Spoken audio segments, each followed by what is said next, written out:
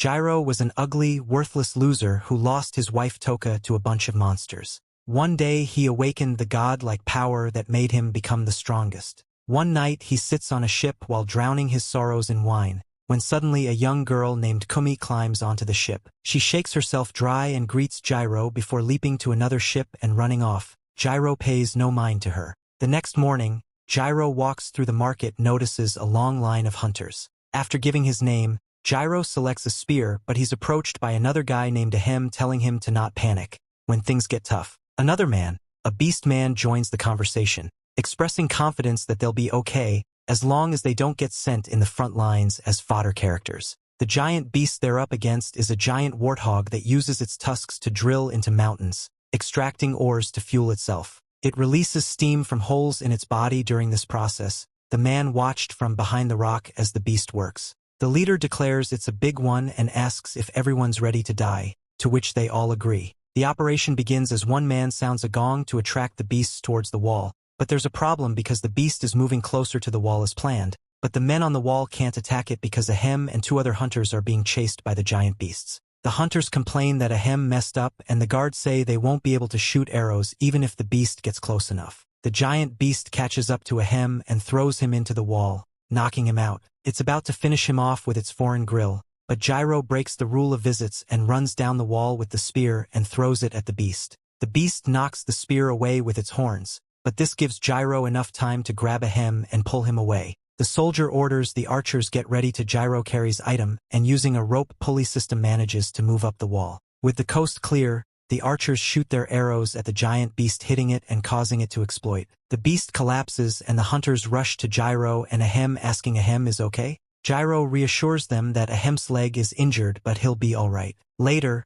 Jiiro is at a bar when a noble named Mizami approaches him. Mizami comments on the drunken hunters and Jiiro asks why an elite from the Empire is interested in him. Mizami explains that Jiiro left a strong impression showing him a Paladin orb. Jiiro wants him to get to the point, so Mizami reveals that the giant beasts aren't humanity's enemies, but a war is coming that will split ours into two factions. So, basically it's a civil war. He believes they'll mean fighters like Jiiro. Jiiro dismisses him, saying he's got the wrong guy. That night, while resting, Jiiro feels an earthquake and sees his spear glowing. He rushes out and spots Kuumi at the docks shining. This reminds him of Toka feeling guilty. Jiiro knows he has to do something. Suddenly a giant beast appears, crushing the wall with its hands and entering the city. People start running for their lives except these two who can't. Meanwhile, the city guards chase Kuumi to capture her. Hey shoot arrows at her, but Jiiro steps in, swatting the arrows away. He leaps towards Kuumi, catching her as they both fall into the sea.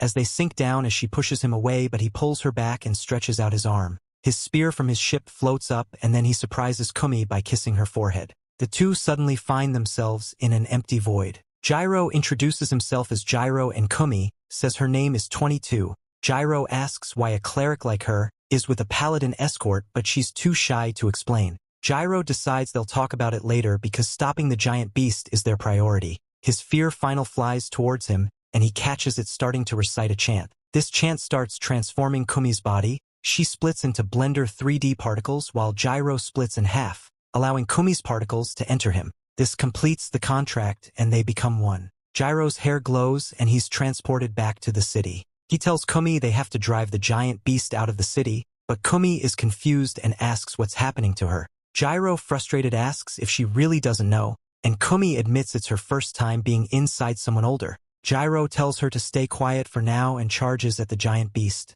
hitting it twice and causing it to fall out of the city. The people watched, confused as they see a light battling the giant beast. Jiiro keeps trying to pierce the beast's tough skin with his spear. The beast grabs girls from its back, stopping his attack. Then its green eyes turn red and it throws Jiiro into a wall before advancing towards the city. Kuumi asks if Jiiro is okay, but he tells her to stop yapping because he can't concentrate and blames his condition on too much drinking.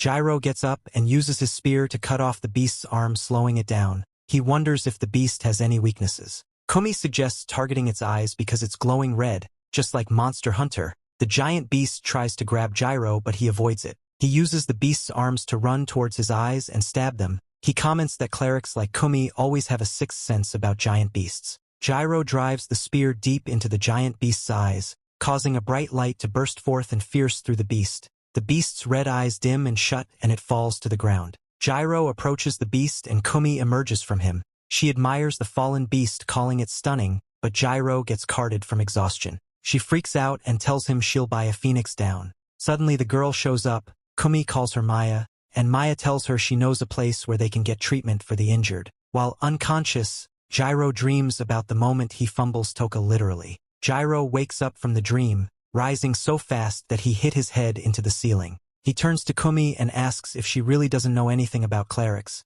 She admits she only knows they have incredible power. Jiiro explains further, saying the power of a cleric is formidable but also dangerous. They can lose control and release the miasma that could destroy everything around them. That's where the paladins come in. They act as vessels to channel and control a cleric's power. He expresses his frustration that paladins are now just used for hunting giant beasts. He then asks why the Empire is chasing her, but she says it's spoiler alert and would only reveal it if you guys like and subscribe to the channel. Maya adds that he formed a contract with her, but Jiiro defends that they would have been screwed if he didn't and tells them to go find another paladin if they won't take the matter seriously. He leaves telling Kuumi to escape while she still can. He goes to his ship and starts cleaning it, then return to bed after he's done. He mentions Toka's name and looks around realizing his spirit is missing. He searches for it but it's not in the room. He goes outside to try to call it by stretching his hands but it doesn't fly to him. He wonders if the spear is stuck in a tree. As he keeps trying to pull it towards himself, he notices the spear is inside a ship and realizes that Kuumi was captured. The captures are on alert as the captain orders them to keep a watchful eye on Kuumi and Maya,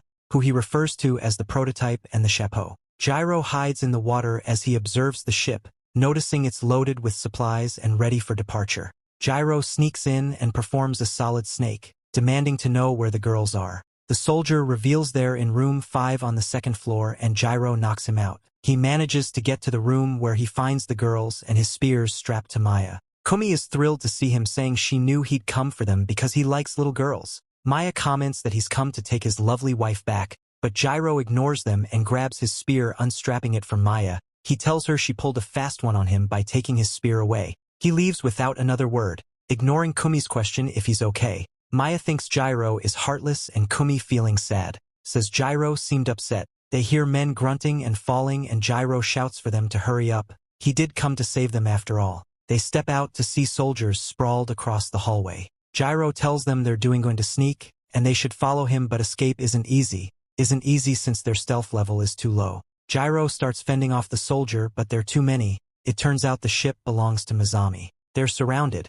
so Jiiro stretches out his being speared to the girls, telling them to grab it tightly. They do, and the spear glows. Jiiro jumps into the air with the girls holding on, then dives into the suits. The captain orders the soldiers to launch the ship and follow them. Jiiro uses the spear to subject the girls to hundreds kilonewtons of water pressure, and they arrive at his ship. He then powers off his ship and prepares to set sail. Maya is amazed by the interior of the ship, but Jiiro interrupts her, saying he'll buy them some time while she gets ready to launch. Maya agrees and prepares to drive the ship. Jiiro and Kuumi go outside to stall the image. He tells her they're forging again. Kuumi worries and asks if it won't hurt the soldiers. Jiiro reassures her, saying they're just going to make a big hole to sink the enemy's ship, so she shouldn't worry. She leans towards him and he asks what she is doing. She says it's the kiss. He tells her he can't as the feds might cuff him and explains that the kiss is a one-time thing, which makes her embarrassed.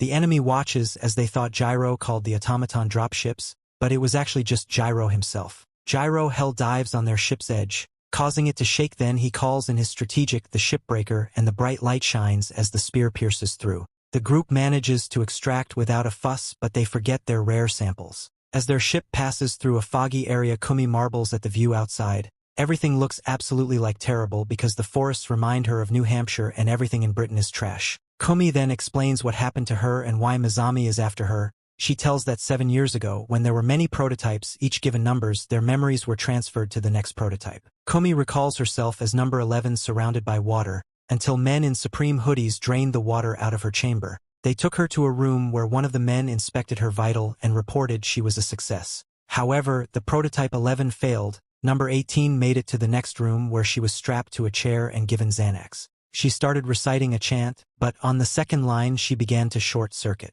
This caused her energy to overload, leading to an explosion and marking her as absolutely cooked. Kuumi explains that every failed prototype was baked in a human oven. When she as number 22 came out of the chamber, She collapsed to the ground coughing. The man in the suit, who ended up being her hero, asked if she was okay and encouraged her to pull through for everyone's sake. She was then taken to a room where she was injected with fentanyl multiple times. She was scared and in pain, but that didn't stop the men, including Mizami, the crackhead ringleader, from doing the experiments on her. He ordered her to recite the chant while injecting her with maximum dosage of Heinz ketchup. She said her hero returned her to her chamber and told her to hang on longer as it would soon be over, but the next thing she knew she was asked to fight against number 23. They were both given knives to attack each other. She was still hesitant, but number 23 has British genes and immediately lunged at her without hesitation. She held her ground against number 23 and started reciting a chant, causing her to met miasma that started eating away at number 23's hands, causing number 23 to back away upon seeing this. She was scared while number 23 was angry at her for giving her COVID too. They both face each other reciting the mantra, while the men watched. This turns out for them to be stable. It wasn't that they as vessels lacked output, but it's their emotions that needed to come out. Specifically, the thrill of murder and fear of death, which number 23 had the former while she had the latter. She didn't want to fight and desperately wanted someone to come save her. Number 23 drew near and stabbed her in the chest, but she started to glow and her miasma overflowed, decaying the knife in her chest and decaying number 23's arm. Then number 23 was sent to flying Mexico and is never seen again. Seeing how strong she was, Mizami decided to take her out of the facilities. They applied a shock to knock her out, causing her to stop, and she collapsed to the floor. She recalls sitting in her chamber, feeling like she had nothing. Suddenly the doors opened and her hero told her to hurry and get out. He stretched his hands to her saying they had to run. Her hero carried her on his back and ran with her. She kept on reciting the chant even when he told her to stop and keep quiet, and he scolded her saying that yapping too much will alert the horde of crackhead Squid Games men. She didn't understand what he meant because he speaks Vietnamese, but she understood the determination in his voice. When he told her that she should keep running and it didn't matter where she went, as long as she didn't want to die, she should look for the light and keep running. So when she saw the light, she ran towards it and it led her to a door which led to the top of the castle with water below. The men surrounded her and urged her to return to her room, but she said she just mogged everyone down. Then she jumped into the sea below. The soldiers began looking for her since then. After the story Jiiro notices, it's taking them to the village of the Therianthrope. He wonders if they will be allowed in, but Maya assures him to leave it to her. Their ship lands and all the villagers who are beast people stare at them. Thankfully, the villagers welcome them warmly while they munch on snacks. A man named Deagle, the rock crusher, approaches them. Jiiro introduces himself, but Deagle laughs at Jiro's name. Deagle warns Jiiro about the dangerous beasts around lately, but Jiiro tells them he can take on all of them but not in a fight. Their conversation is interrupted by a persistent boy named Marin, who bows and asks to be Deagle's apprentice, but Deagle declines. However, Marin suggests learning swordsmanship instead, and Deagle agrees to teach him after finishing his current tasks. Afterwards, Maya asks Jiiro if he's worried about the giant beasts, which are at a historic high this year, but Jiiro tells her she should be worried about his giant beast, before wondering what he should do. As joining the fight would reveal they have a cleric, Maya comments that he's basically using Deagle as bait. Suddenly a villager announces that a red-eyed beast has appeared. Jiiro is cleaning his spear when Kuumi rushes in with the news. Deagle, who's injured, is brought into the village. The village leader asks if he's okay and he says he's fine, just a little beaten up. He spots Jiiro and thinks he must look pathetic, but Jiiro reassures him, telling him he should have not laughed at his name. Deagle warns them about a giant feast with red eyes, saying they don't stand a chance. He notices Marin isn't around and the village leader worries that if Marin went into the forest. Jiiro and the girls decide to enter the forest and look for Marin. Maya suggests it's time to use their powers, but Jiiro disagrees, fearing it will attract unwanted attention from the Empire. Suddenly Jiiro spots Marin being chased by the giant beast. Marin tries to flee but stumbles and falls. Seeing the beast closing in, Jiiro leaps to his defense, urging Marin to run to safety. However, Marin hesitates and Jiiro realizes this is the feared red-eyed beasts the villagers warned about. Jiiro is shocked because it looks like an elephant with tentacles, because it is. The beast attacks Jiiro, but he manages to dodge. The beast then attacks with its trunk, narrowly missing Jiiro as he evades its strikes. Jiiro quickly realizes the beast's agility but also notices its lack of intelligence. Jiiro knows things won't go smoothly with Marin around, but decides to go through with it anyway, telling Kuumi to begin. She recites the chant and the two merge into one, surprising Marin. The giant beast launches its tentacles again, but Jiiro easily dodges them and pierces the beast's eyes with his spear. A bright light blinds the poor beast with the brightness of 1,000 suns. Marin is stunned to discover Jiiro is a paladin. Jiiro reminds him that he had instructed him to return to the village, to which Marin apologizes. Kuumi defends Marin but Jiiro lets it slide, warning Marin to forget everything he saw and threatening him that he'll turn him into the first ever Beastman Big Mac if he tells everyone what he just witnessed. Marin, fearful, agrees to keep quiet. Later that night, a mysterious girl enters the village and heads straight to a bar. The villagers look at her suspiciously, sensing trouble. Jiro's group is also in the bar, as it's been a safe haven for them. Kuumi approaches the mysterious girl and offers her a towel. The girl introduces herself as Romana, the 10 out of 10 herbalist hottie in town. She uses the towel to clean her case and explains it contains medicinal herbs she uses to help the injured. Kuumi accompanies Romana to their table, where Romana challenges Jiiro to some games, winning each one. Afterward, they share drinks and stories. Romana reveals her past, recounting how 3 years ago, in a war zone in the desert area, she served as an herbalist, treating wounded soldiers. Romana shares her story with the group, contributing absolutely nothing but a sob story. The following day, Jiiro and the girls prepare to leave the village, bidding farewell to the villagers, who thank them for their assistance. Maya reassures them it's no trouble, while Kuumi expresses gratitude for the delicious food. As Jiiro watches, the girls say their goodbyes. He notices Romana holding his spear. She has decided to join the team, citing the danger of giant beasts and her need for protection. Jiiro protests that he never agreed to bring her along or act as her bodyguard, but Romana insists that if he disagrees, she'll call the feds on him. Maya remarks that having a doctor like Romana around will be beneficial, and Kuumi adds that it'll be good for her. Seeing no other option, Jiiro reluctantly agrees, realizing the value of having this absolutely gorgeous chocolate princess in the group. They all board the ships and depart, with all the 18 villagers waving goodbye. However, they're not the only new additions to the group. Marin is also aboard the ship as they needed a dog for entertainment. Kuumi explains that Deagle requested they bring Marin along.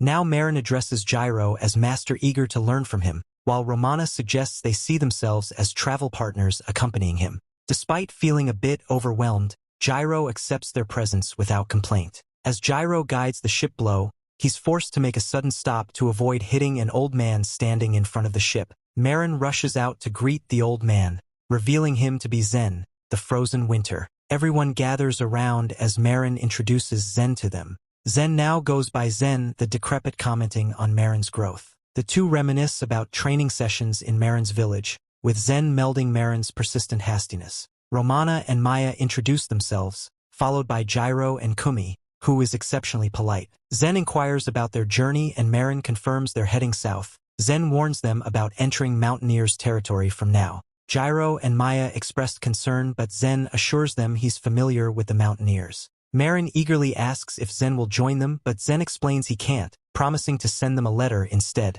Kuumi graciously thanks him for his assistance. The group continues their journey and Kuumi gathers them to confess. She thinks the appearance of the red-eyed beasts is her fault. Marin asks for clarification and Romana wonders if it's because of Kumi's cleric powers. Kuumi explains that she noticed the red-eyed beasts started showing up after she emitted of the forbidden vape juice. Romana questions if Kuumi might be acoustic, but Jiiro suggests that Kuumi unleashed a wave of miasma when she lost control of her powers, linking it to the arrival of the red-eyed beasts. However, he also considers it might be connected to the humanoid beasts from his past. Despite Jiro's reassurances, Kuumi still feels guilty, but Jiiro insists her powers have been under control since they left the city and no blackness has been emitted, so there must be another reason behind the red-eyed beasts. Kuumi remains unsure, but Jiiro assures her he'll handle everything, reminding her he's her paladin, which absolute riz her up to the extreme. Marin chimes in, expressing his belief that it's not Kumi's fault either. Maya adds that if Kuumi needs more convincing, they can track down where the red beasts are coming from. Arriving at top of mountain, Jiiro and Kuumi set off, leaving Maya and Romana on standby. As they ascend, Jiiro spots some people and challenges them about the red-eyed beasts. A white-haired guy named Facade responds, claiming they have no idea about the beasts but seem to have attracted Jiiro, whom he considered bad news. Jiiro recognizes Facade as one of his comrades who was present when Toka died. He asks how Facade is still alive, but Facade doesn't recognize him and tells him to leave unless he wants to die. Refusing to back down, Jiiro readies his spear to face Facade. Facade's eyes turn green with anger as he realizes Jiiro is a paladin. He charges at Jiiro, attacking relentlessly, but Jiiro defends himself without retaliating. Despite being pushed back by one of Fasade's attacks, Jiiro steadies himself with his spear and asks what has happened to Fasade. Fasade remains silent, preparing for another attack. Jiiro checks if Kuumi is ready to fight, and she confirms. Jiiro recites the chant and merges with Kuumi, preparing to confront Fasade. Jiiro charges that Fasade, then their weapons clash with a loud clank. Jiiro tries to push past Fasade defenses, overwhelming him and pushing him back. However, Jiiro starts panting heavily, struggling to keep up. Fasade prepares for another attack. Jiiro asks Fasade what happened to him, but Fasade charges him instead. They clash again, and the force of their weapons colliding creates a huge surge of energy around them. The blast sends both of them flying into the mountain walls. Confused, Jiiro tries to understand what's happening while Fasade lies unconscious. Suddenly, Gojo Satoru launches Hollow's purple at Jiiro, but he deflects with his spear. But it's not actually the well-beloved Gojo, but it's a girl in a black cloak who approaches him slowly. She removes the cloak, revealing herself, and calls Jiiro a fraud, labeling him a whack job. Jiiro is shocked to realize that this girl is a cleric, and to his astonishment she looks just like Kuumi but more evil. The cleric taunts Jiiro, calling him a fail product, but she's referring to Kuumi, who's inside him. She then conjures 2 hollow purples and throws them at Jiiro, which merge into one on loop. Jiiro struggles to block the attack due to skill issues but still manages to deflect it. However, he suddenly collapses, feeling his strength fading. Panicked Kuumi starts to freak out upon seeing the other clerics. Jiiro urges her to calm down, but she continues to panic, recoiling her time in the facilities and the existence of other prototypes. In a desperate move, Kuumi detaches from Jiiro and immediately stands in front of him as the other's clerics approaches. Surprise! The cleric demands to know what Kuumi is yapping about. Amidst the chaos, Fasade stands up and joins the cleric. Kuumi tries to reason with the cleric, explaining who she is and how she met Jiiro. The cleric questions why Kuumi is explaining the plot to her when she's not an anime recap channel. Kuumi reveals that she wants to remind the viewers what the plot is all about. The cleric admits to killing many full-time yappers like Kuumi in the past, but Kuumi argues that killing is wrong and so is dying. Enraged, the cleric tells her to talk to the hand with a hollow purple at Kuumi, but Jiiro swiftly picks her up and jumps away, narrowly avoiding the attack. Jiiro reassures Kuumi that they'll deal with the cleric later, but they need to handle Fasade first, to which Kuumi agree. They merge again and Fasade charges at them, hitting the rock where Jiiro was standing before he jumps away. Jiiro questions if this is the same Fasade he knew. Kuumi detects the scent of a giant beast from Fasade. They clash weapons, with Fasade attacking and Jiiro blocking his fast strike. Fasade taunts Jiiro, urging him not to hold back.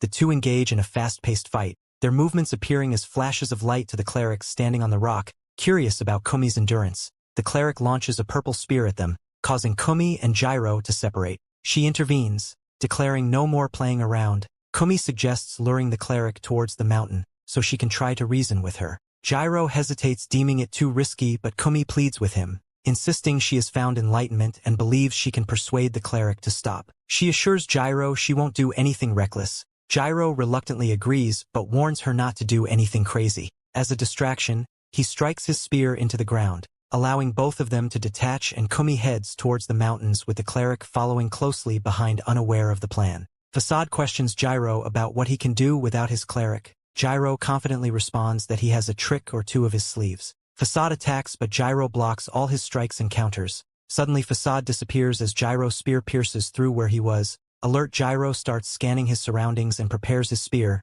turning the blade that faces back. This stops Fasade's movement as he reappears behind Jiiro to attack. Fasade asks how Jiiro knew, and Jiiro replies that he's familiar with his game. Fasade is shocked when Zen appears behind him, placing a blade at his back. Zen reveals he had no trouble following Fasade's movement. Now Fasade is caught between the two of them. Meanwhile, Kuumi and the cleric reach the mountain. Kuumi begins to talk, telling the clerics that they are both alike and weren't born into the world just to die. Angry, but cleric rejects Kuumi's words, calling it ridiculous, and shoots a purple blast at her. Kuumi, scared but determined, blocks the attack, surprising the cleric. Despite the cleric increasing the attack's intensity, Kuumi easily deflects it. Confused, the cleric asks why Kuumi isn't fighting back. Kuumi responds that she hasn't come to fight but to save her. The cleric continues to throw more purple spears as Kuumi approaches her, but none of them harm Kuumi. Kuumi reassures the cleric, telling her that the outside world is vast, but they can explore it together. The cleric starts to lose control as she begins to glow,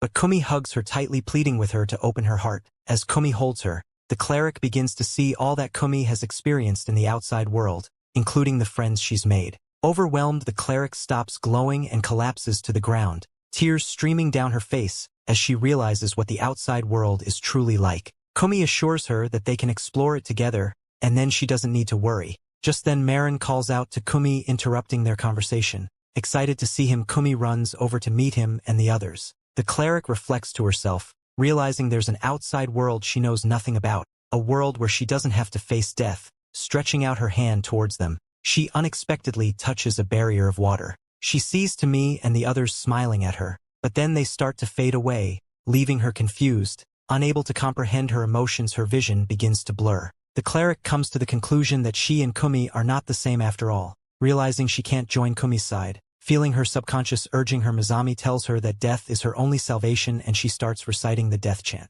As she begins to glow, Kuumi notices and becomes confused. Urging the group to hurry to the ship, Kuumi runs towards the cleric, while the others rushed back to the ship. Kuumi hugs the cleric, pleading with her to stop and asking what happened. She encourages the cleric to calm down and hang in there, but the cleric continues reciting the death chant. Much to Kumi's worry and confusion, all she can do is beg for the cleric to come back to her senses. At the last moment before her life explodes, the cleric abruptly stops the change midway, tears streaming down her face.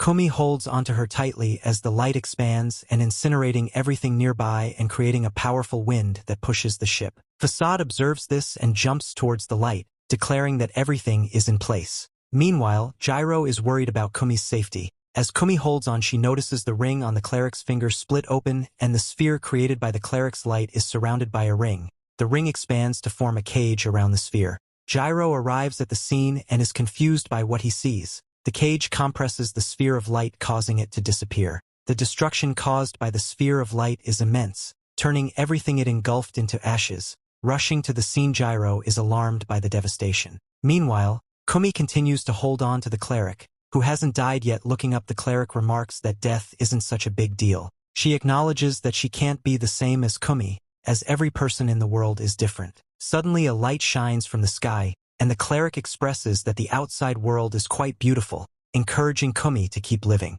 She then reaches out her hands towards a figure resembling Toka, indicating that she has passed away. Kuumi cries as she holds the cleric, feeling unable to save her. Despite her efforts, she couldn't prevent the cleric's death. Kuumi got really tired and fainted, so she was taken back to the ship. Romana is taking care of her now. When Kuumi wakes up, Romana's glad she's doing fine. Kuumi sits up and Romana gives her some medicine to drink. Kuumi takes a sip but stops because it tastes bitter. Romana laughs and says it's a good thing because if it tasted good, something would be wrong. Kuumi asks where Jiiro is and Romana points to him sleeping on the floor. Romana says he's been looking after Kuumi without sleep, so they switched. Kuumi finally gets better and the groups leave the mountain with Maya driving the ship to their next stop. The next morning, Kuumi stands on the ship thinking about going back to the scary lab she ran away from her, but now she's brave and not scared anymore. Maya asks what she's doing and Kuumi sees everyone gathered. She asks what's up and Romana nudges Jiiro, who gets shy. Romana says they have a surprise gift for Kuumi, something they all thought of together. Then Romana pushes Jiiro towards Kuumi. Jiiro starts by saying Kuumi taking a stand not because she's selfish, but because she wants to help others. He believes it's a sign she's grown into an adult. Kuumi eagerly listens as Jiiro clears his throat and calls her by her full name, Kuumi the 22nd. He tells her that watching her grow and seeing her stride has given them all hope. He believes she can spread that hope to everyone in the laboratory too. That's why they think she's ready for a new nickname, which she hopes she can use with her new friends. From now on, she'll be known as Kuumi, the blooming flower. This surprises Kuumi and she bows, thanking Jiiro and the others with a big smile on her face. Later, Kuumi lies in bed, staring at the ceiling. Marin, Jiiro and Romana are also in the room. Marin asks if she can tell them about the laboratory she ran away from. Romana scolds him, saying he shouldn't ask her that, but Jiiro stands up from his bed, saying it's better for everyone to know the details, and he asks Kuumi for permission. After thinking about it, Kuumi agrees. Kuumi starts by explaining that there were many other girls who looked just like her and were the same height as her in the laboratory. She says that when she woke up, she found herself inside a strange water pond. After she was let out, they told her to kill. They made them fight each other and she was forced to take lots of drugs every day. Romana adds that this might explain the chemical smell she gets from Kuumi. Marin asks why they did all of that and Jiiro responds that it was for weaponizing clerics. He explains that it was a rumor when he was in the Empire, but the clerics were brainwashed to worship death, turning them into human weapons that didn't need soldiers or paladins. They were researching how to make clerics willingly unleash their full power, as the resulting explosion could easily destroy a city. Romana adds that it must be what they witnessed with the other cleric and Kuumi. Jiiro continues, saying that the idea of death doesn't scare the clerics, much like suicide bombers. Marin says he had no idea the Empire was doing such terrible things. Kuumi says that not long after she was transferred near a port town and managed to escape, she learned that the outside world was full of fun and wonderful things with delicious food and kind people. Kuumi continues, saying she wants to save the other girls she left behind and let them discover the outside world too, but she feels guilty because she couldn't save the cleric they encountered. She wonders if things would have been different if she hadn't run away in the first place.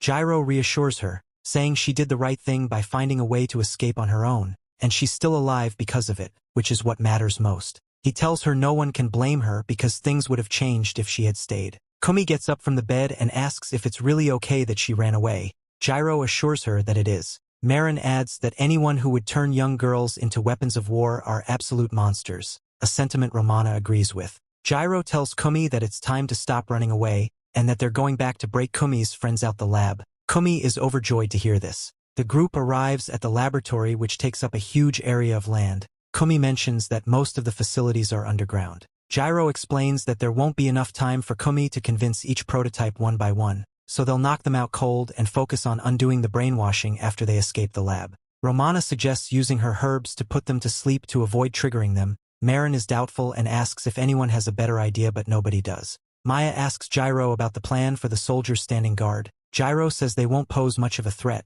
they'll take care of them quickly and then carry the girls out. Kuumi is super excited and says they have nothing to worry about because she believes their plan is going to work. Jiiro and Kuumi merge and advance towards the laboratory. One of the soldiers spots them and reports to the commander, and the alarm is sounding. All the soldiers step out to confront Jiiro. Jiiro first asks if there's a need to fight and tells them he's a paladin, so it doesn't matter if they outnumber him because he can send them all flying with one attack. The commander refuses to back down and orders the men to open fire. The soldiers shoot, but they completely miss Jiiro. Jiiro moves with great speed and easily takes all the guards, leaving only the commander and one other soldier, who immediately surrender upon seeing his power. They move out of the way as Jiiro walks in. The soldier asks if they should give chase, but the commander says they've already done enough work to earn their paychecks, so they make a run for it. Inside the fortress, Jiiro faces off against Facade, who's been waiting for him. They clashed weapons, creating sparks of electricity around them, and both try to overpower the other. Facade says Jiro's power is despicable, and Jiiro responds by saying he knows because paladins can't even fight without sapping the life from the clerics. He adds that being a paladin is the worst way to live, and what's Facade also said in the past, but those words weren't enough to make Facade give up. Jiiro adds that Facade even tried to change the course of the war so that clerics wouldn't fall victim to the conflict. Facade asks what Jiiro is even talking about. Jiiro pushes against Facade, telling him to remember his past, then sends him flying with his spear. Facade manages to stop himself from flying too far and declares that he's gained real power, strong enough to fight without relying on any clerics. He starts moving so fast that it looks like there are many of him. Then he attacks from Jiro's left, but Kuumi tells Jiiro where he'll actually attack from. Jiiro spins his spear and turns to his right, placing it against Facade's chest. Was shocked that Jiiro stopped him. Facade realizes that this is Kumi's doing. Jiiro says that paladins basically have two sets of eyes, according to Facade. He pierces through the crystals and Facade's chest,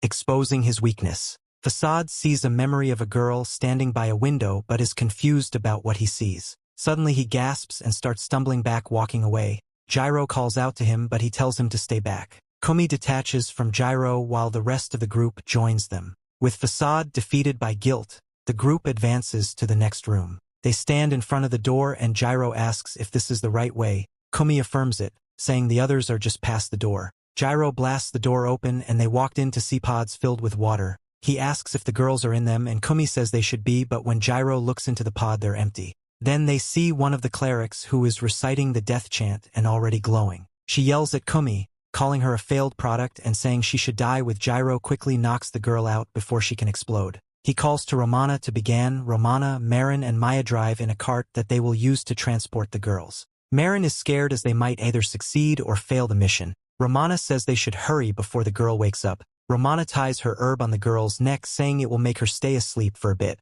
The group continues advancing and sees the place is filled with ruins. Jiiro says this might be the old ruin Zen was talking about. Kuumi says it's possible and she had never come this far inside. Romana is suspicious of the writing on the walls. They enter through a door and behind it are multiple clerics who start chanting sale product and they all begin glowing. Jiiro asks if this was all of them, which Kuumi affirms. He expresses that they can't take them all down at once. Kuumi yells at the girls to stop and Romana quickly shields her while Jiiro shields them, waiting for the explosion, but then there's a sudden system sound reversing the brainwashing sequence on the girls. Streams of light begin to ascend in a column. The girls all stopped and their blue light starts glitching then disappears. Jiiro sees this and is confused. All the girls stopped flowing and become unconscious. Romana stops shielding Kuumi and goes to check on one of the girls. Kuumi is worried they might be dead, but Romana reassures her that the girls just fainted. Maya comes in explaining that it will be a huge pain to carry all of them out of there. Jiiro asks about the ruins and Maya says she doesn't know and that's a question for the Securians. Jiiro tells Kuumi they are leaving to find Mizami and tells Romana to handle things with the girls, which she affirms. Marin returns with the card after taking the first one they encountered to the ship. Jiiro and Kuumi wander around the ruins searching for Mizami, but they reach a dead end. However, when Jiiro places his hands on the wall, it changes from red to white and opens up, revealing a large room. In this room, Mizami is standing in front of a humanoid giant beast chased behind glass. Kuumi asks what that thing is and Jiiro, recognizing it, and tells her it's a humanoid giant beast. Mizami turns to them, one of his eyes red. He acknowledges that since he saw Jiiro at the port, he was right about him being a paladin. Jiiro tells Mizami to surrender, as there is no left to help him. Mizami states that he didn't expect Jiiro to defeat Facade and get past all the prototypes, but they were already outlasting their usefulness anyway. He boldly declares that he's all that's needed, along with the perfect weapons, standing next to Jiiro, referring to Kuumi, whom he calls number 22. He says Kuumi harbors a strong spirit which is giving her complete control of her powers, making her worthy of becoming his partner in ruling over the inferior species. He approaches them as he explains that he found the truth hidden inside the ruins and is willing to share it with them since they made it this far, the history of the interior species and the giant beasts that plow the land and the gods who created them. Suddenly Mizami's second eye turns red. Mizami explains that all the inferior species living on Ars are just tools. Long ago, humans were considered closest to the gods and the other species were made to serve them, but over time people forgot this and now the inferior species think they're equal to humans. He claims that he's the only one who remembers the truth and has uncovered the real history of the world. Mizami believes it's time for the inferior species to face judgment based on this true history. Jiiro comments that this is why Mizami wanted war. Mizami says that war is the answer and once it starts, Kuumi will be the holy flame that purges the inferior species from the lands. Jiiro tells him to stop but Mizami just laughs, saying Jiiro must think he's just some powerless scientist. Mizami then transforms, shedding his clothes and turning into a huge humanoid. Jiiro and Kuumi merge to fight against him. The place starts shaking and crumbling. Luckily, Romana, Maya, and Marin were already transporting the last cleric. Maya says they can leave because she's sure Jiiro and Kuumi can handle the rest. Romana trusts her words and they leave the area. Meanwhile, Jiiro is getting beaten badly, landing hard on the ground. Mizami states that he's in control of the true power that can defeat every last one of the inferior species. He picks Jiiro up by the head, asking if that's all he's got. Jiiro tries to fight back but Mizami catches his spear, saying it's just an old weapon that won't work on him. He then grabs Jiiro and pulls out Puny from within him, using her as a shield before throwing Jiiro into the wall. He turns to Kuumi, telling her to stop fighting and just follow him. He promises to spare Jiro's life if she obeys him. Jiiro tries to tell her not to do it, but he's too weak. Mizami approaches her, calling her number 22, but she defiantly declares her name is Kuumi, the blooming flower, and refuses to go with him. Mizami laughs at her name, calling it stupid and saying it's what he'd expect from someone like her. Kuumi becomes angry, telling Mizami that her name is special and filled with the kind sentiments her friends, and he shouldn't dare make fun of them. Her eyes then turn green, awakening the humanoid giant beast. It stretches its hands towards Mizami and Kuumi tells him he will pay for what he's done. Jiiro is shocked to see this. Mizami tries to run away but the humanoid giant beast grabs him and throws him into its mouth, then it is sucked into the ground. Kuumi then faints and Jiiro rushes towards her as the place starts to collapse. She carries her and makes run for there. The whole place collapses on itself. Jiiro carries Kuumi outside and rests her against a rock. Romana asks if she's all right and he affirms it. Maya draws their attention to something approaching them. Two ships, the ships stop in front of them and the lady steps out of one with a girl with horns following behind. Jiiro calls the lady Tsurugi, shocked to see her and asks if she really is the one. She approaches him, saying it's been a long time. Jiiro notices some men behind her and asks who they are. The leader introduces himself as Clunes, the great heaven reacher, and says he serves as the chieftain of the Securians. Jiiro declares that Mizami is dead, leaving the rest to them to handle. Tsurugi approaches Kuumi, asking Jiiro if she's his current cleric. She notices the ring on Kumi's hand and assumes that must be it. Tsurugi explains that the technology used to produce the prototypes could spark a war,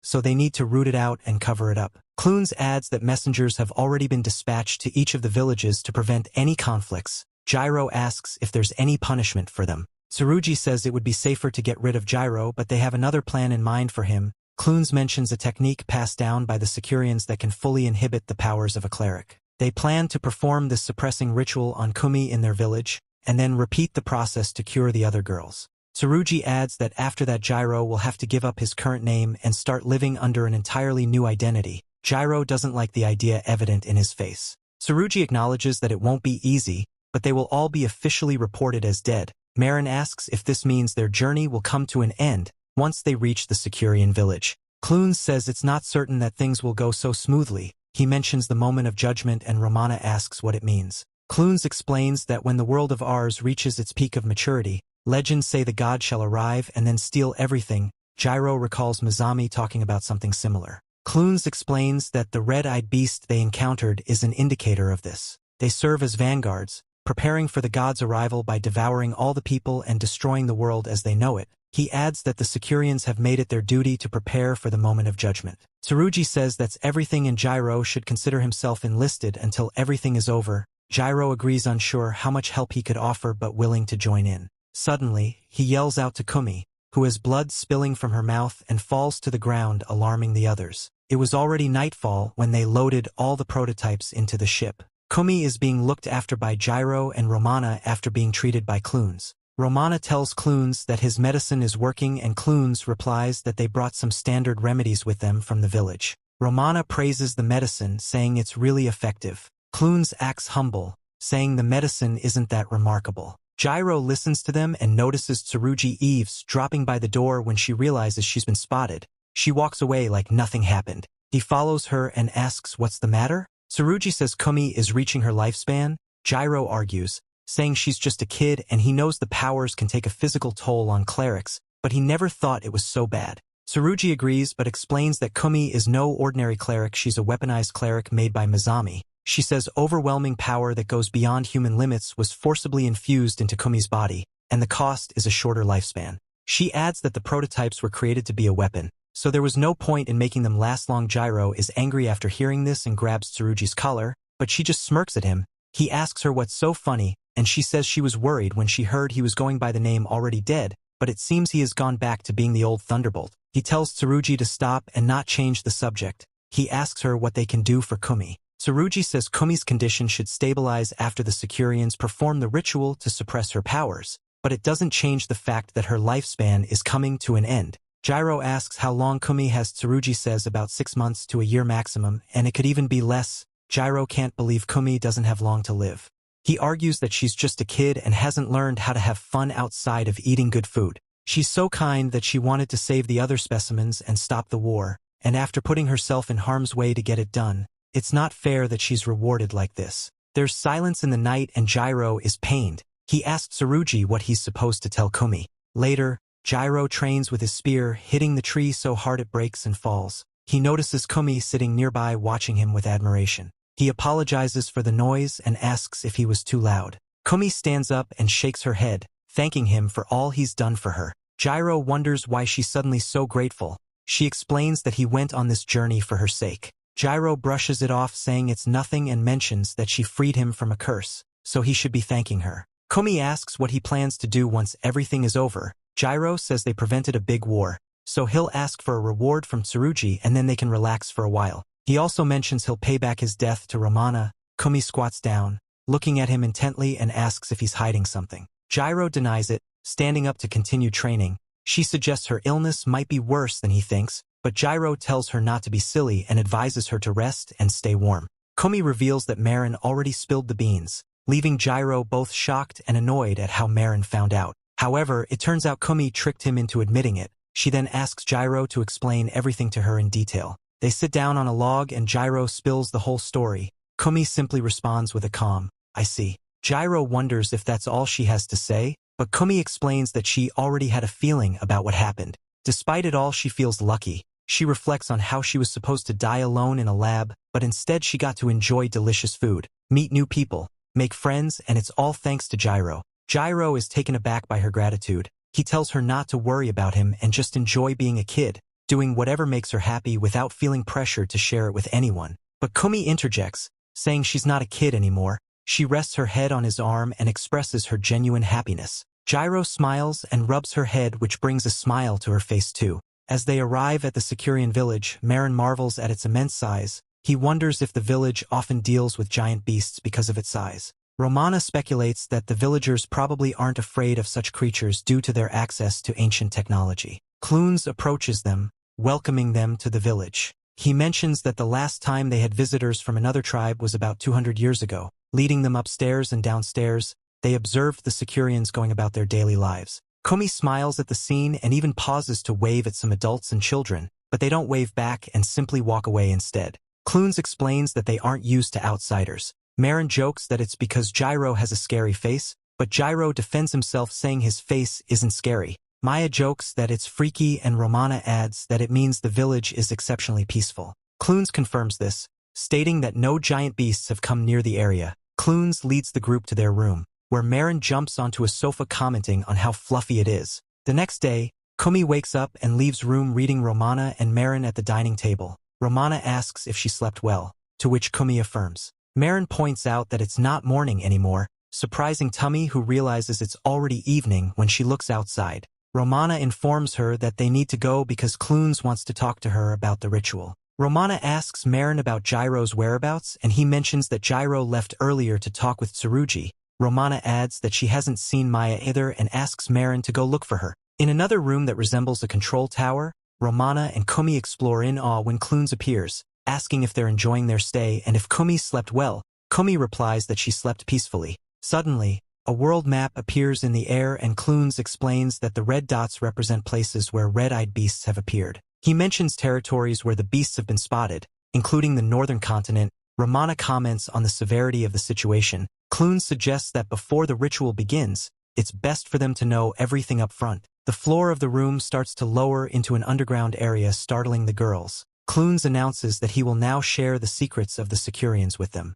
The platform flies them across the underground to their destination. Curious, Kuumi asks why she's receiving special treatment. Clunes seems puzzled and asks what she means by special treatment. She wonders aloud why, with red-eyed beasts popping up all over the globe, she shouldn't be out there helping to fight them off. Clunes explains that sending a child into battle is considered too harsh by the Securians. He adds that because his people have longer lifespans, they tend to have fewer children, leading them to become overprotective parents. Kuumi blushes in admiration at his response. They arrive in front of a huge door that opens to allow the platform through, closing almost immediately after. The platform takes them to the end of a long hall, where a sphere is located in the middle. Along the way, they noticed walls filled with pods which Kuumi recognizes. When they reach the end of the wall, Kuumi and Romana are staring at the capsules when Clunes explains that some people from the Empire took some of the pods for themselves. But originally the pods belonged to the Securian. He adds that his people used to live across the world. Romana asks if it means they were also creating experimental clones, but Clunes clarifies that this is actually how they propagate, shocking the ladies.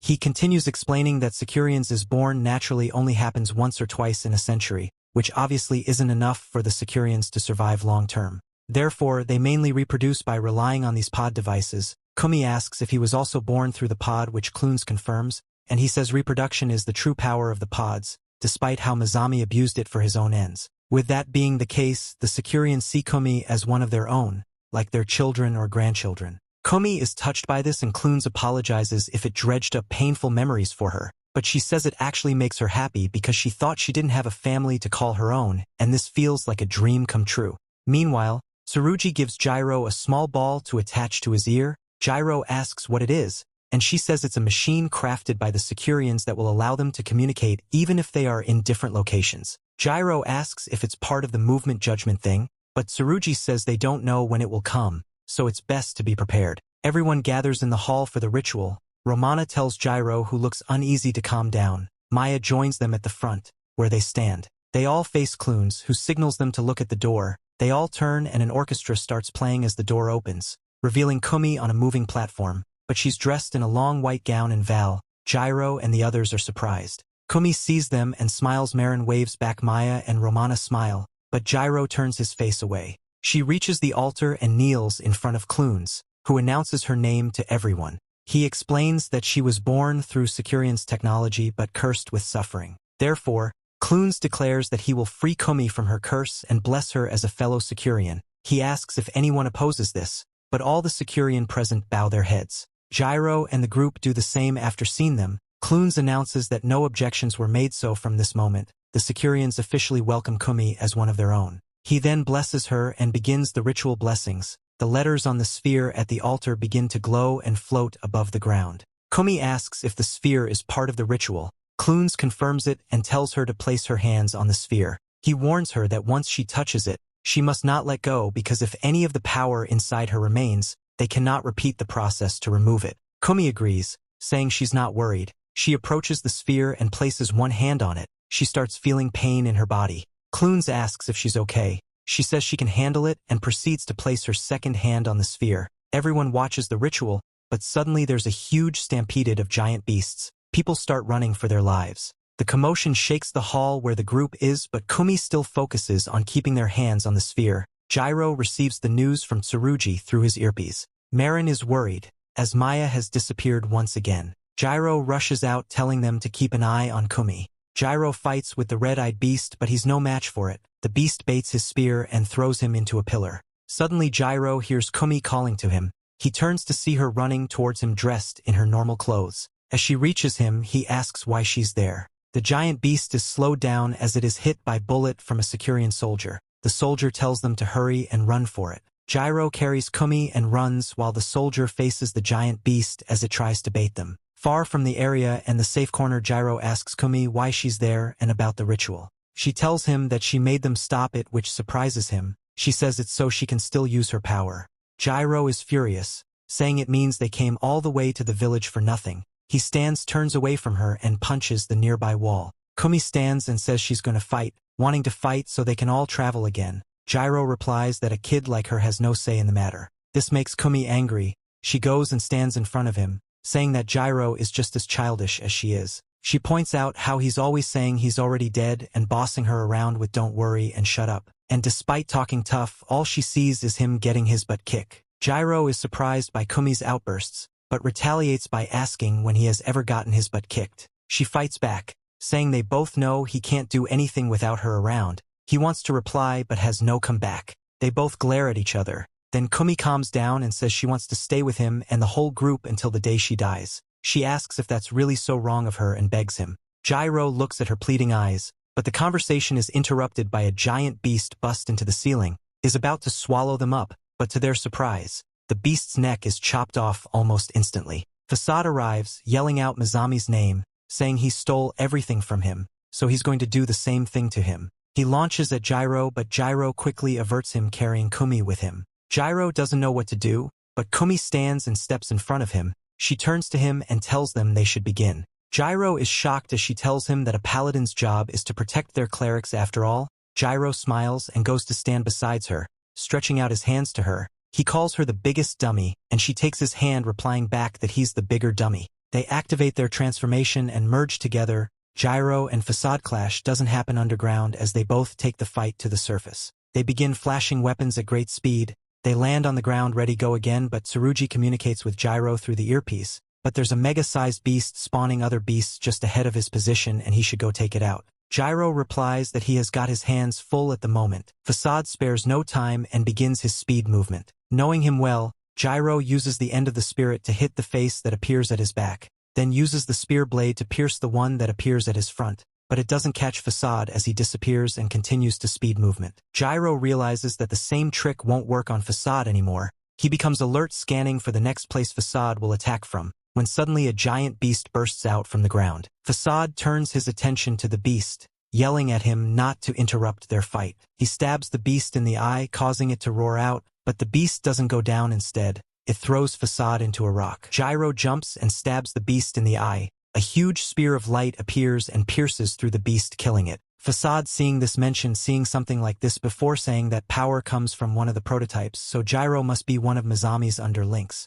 He launches at Jiiro, yelling at him to give back his memories. He attacks Jiiro, hitting him so fast that Jiiro couldn't defend and he sent flying into a rock. The impact causes Kuumi to detach from Jiiro. Facade approaches them, yelling that he wants his memories back. He lifts his weapon to stab them, but Zen blocks his attack, saving Jiiro. Facade yells at the old man to not intervene. Zen tells Facade that if he wants his memory back, he will gladly give them to him. Fight ensues between the two, Facade yelling at Zen to give him back his memories. As he lunges at the old man, he goes for a swing which Zen dodges, then goes for another attack which Zen blocks. Zen uses his sword to slice the Facades blades into pieces, shocking Facade, but Zen's blade also receives a crack. Zen concludes that killing Facade is not an option, so he thinks of a plan. Facade attacked him with his other blade, but Zen encounters all the attacks. As they clash weapons, Facade is able to break Zen's sword into two, causing the blade to fly into the air. Facade then staffs Zen's back, but Zen wasn't done. He catches the blade that flew into the air and uses it to stab Facade in the chest, breaking the whistle in his chest. Zen calls this his parting gift as he pushes the blade further into Facade's chest and pushes him away, causing him to fall off a cliff. Then Zen collapses because his injuries. Jiiro regains his strength and merges with Kuumi again, starting to take out the stampede of red-eyed beasts. But he's frustrated as there's no end to the beasts. Suddenly Kuumi calls out to him. Jiiro asks if she's okay and she lies, saying she can keep going, but Jiiro realizes that Kuumi might run out of steam before they even reach the main giant beast, which is a blue humanoid with no arms. Jiiro looks at the humanoid beast, which is bigger than the ones he's seen. Still, he just has to hit its weak point, which is the eye. Jiiro hears Kumi's faintly approves and realizes that they have only one shot to end the giant beast. He uses one of the snake giant beasts that launch at him as a ramp to reach the blue humanoid. He then stabs it in the eyes, but he hasn't driven it in yet. Jiiro is determined to end it here, so he drives the spear in more. The huge spear of light appears and pierces through the beast, but that's not the end. As more red eyes appear all over the body of the humanoid, Jiiro is sent flying by a force and crashes into the ground. Kuumi has already detached from him and Jiiro concludes this is the end, but he is shocked to see Kuumi admitting her blue light, signaling she's about to self-destruct. She apologizes to him and says she will blow them away, but suddenly she sees memories of people telling her to live on. This causes her to abort the self-destruct sequence. Jiiro jumps to shield her as a giant beast tries to eat her, but they are saved as their shift hits the beast and face, surprising Jiiro. Maya was the one flying the ship, and Marin, who was inside with her, yells that she's driving like a lunatic. She tells him to hand over the ring, which telepathically floats to her hands, surprising Marin. She tells him to leave everything to her and suddenly disappears from the seat, scaring Marin as he begins to freak out. Maya appears in front of Jiiro and Kuumi, which startles him. She says sorry for keeping them waiting and it's time for the promise to be fulfilled. She snaps her fingers and all three of them disappear, transporting them to another space. She tells Kuumi to wake up and Kuumi is shocked to see Maya standing in front of her, all grown and taller than her. She points to her head, saying she doesn't have to wear her cat hat anymore. Jiiro is shocked, asking if she really is Maya. She yells at him for asking the same question she just answered. Kuumi notices that her injuries have all been healed. Maya says there's no time, so she will start explaining everything. She turns to Jiiro and says pallet and weaponry won't be enough to take down the giant beast, and his fight against Mizami should have made things clear. She says the only way to stop it is to tap into the Ring of Promise's true power, which requires a legitimate master that can wield it. She shows them the rings and makes it appear on Kumi's finger. She says Kuumi has proven that she has all the qualities needed to be the ringmaster. She tells Kuumi to focus all her feelings into the ring. Kuumi agrees and then focuses, asking the ring to give her power one more time, the power to subdue the giant beast and to protect the people of Ars. The rings glow and transform the gloomy space into a bright space. Maya says it started and snaps her fingers, causing Jiiro to transform into streams of light and enter into Kuumi. She begins saying Jiro's activation chants and she transforms, wearing a silver armor. She returns back to where the giant beasts are. Kuumi lifts her hand and a huge ring appears which she holds, as the giant beasts launch at her. She points the ring of them in an instant. Rays of light pierce through the beasts, annihilating them at once. She does the same thing to the other giant beasts, but there are still more. She holds the ring with both hands at her center, releasing multiple rays of light that wipe out all the giant beasts in the area. While the blue humanoid giant beasts had shielded itself during the wipeout attack, now it's Kuumi against the humanoid giant beast. It launches multiple arms at her, but she is shielded against them and the arms just bounce against her barrier and hit the ground, then they disappeared. The humanoid giant beast fires many shots at Kuumi from all his red eyes. They hit her barrier, but Kuumi still has to try her best to keep the barrier from breaking. Maya, who is watching, says she knows the burden that was hefted upon Kuumi is immeasurably taxing, but she begs and wishes that Kuumi doesn't lose and fights to protect Ars. Kuumi is able to deflect the attack, which causes a bright light to shine. She raises the ring into the sky, and just like her name, she becomes the flower that blooms. The ring appears around the humanoid giant beast, then compresses it into a tiny ball. The tiny ball then explodes into a giant explosion as it eradicates the beast. With the humanoid giant beast gone, the other red-eyed giant beasts attacking the people, their red eyes stopped glowing and they all collapse, confusing the people, making them wonder who defeated all beasts. Regardless, they all breathe a sigh of relief. The sky clears as the beasts have been defeated. Kuumi flies down and Jiiro detaches from her, stumbling and falling to the ground. He says he has no idea what happened, but he's exhausted and would like to lay on the ground for a while. Marin rushes to where she is, asking if she's okay with she affirms. He panics as he sees Jiiro and asks if he's okay. Jiiro tells him to shut up, that he's fine. He turns to Maya, but he didn't know it's her. He blushes as he introduces himself. She tells him that he's still hasty as ever. Marin is shocked and screams, recording to Jiiro, saying Maya has suddenly turned into a hot lady. Jiiro and Marin start arguing, Jiiro telling him to shut up, but Marin is still freaking out at Maya's transformation. Kuumi walks towards Maya, who tells her that the toughest part is yet to come. Kuumi agrees, as she's ready for it. The people around the globe celebrate that they are still alive. Zen is still alive, Romana treated the injured. Everything is peaceful once more. And with that, we have come to the end of this season. Stay tuned for more amazing anime. Don't forget to subscribe to the channel and activate the notification bell to receive all the latest updates.